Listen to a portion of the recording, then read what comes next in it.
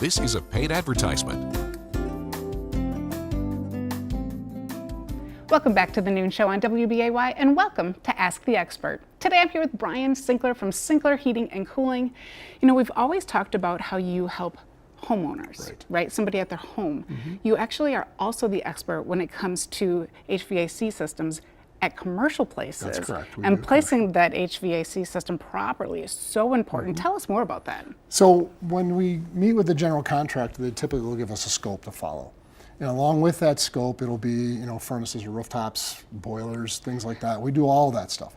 But we'll look at the general scope. We also have to pay attention, close attention to city codes, national codes, state codes, because they'll dictate the volume of air we have to bring in as far as how many people are in the space and what the space is used for. And that's how we start our design.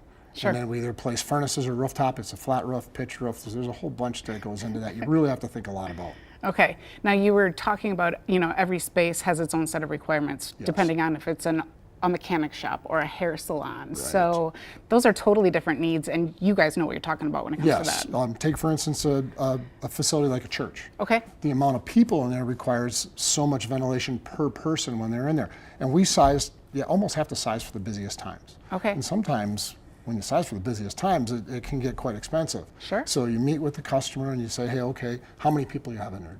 Population in that building is paramount.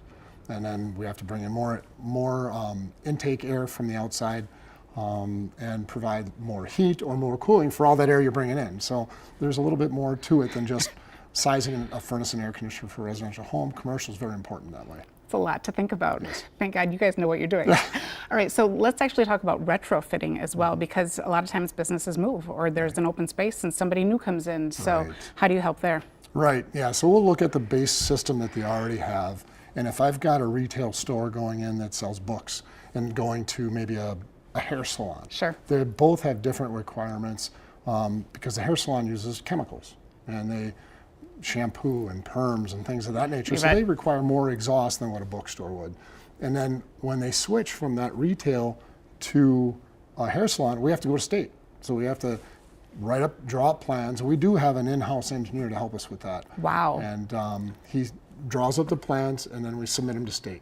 Wow, such good information. So if people are doing commercial work, would like more information, all their information is right on the screen. We're going to get you back into the Noon Show right after this.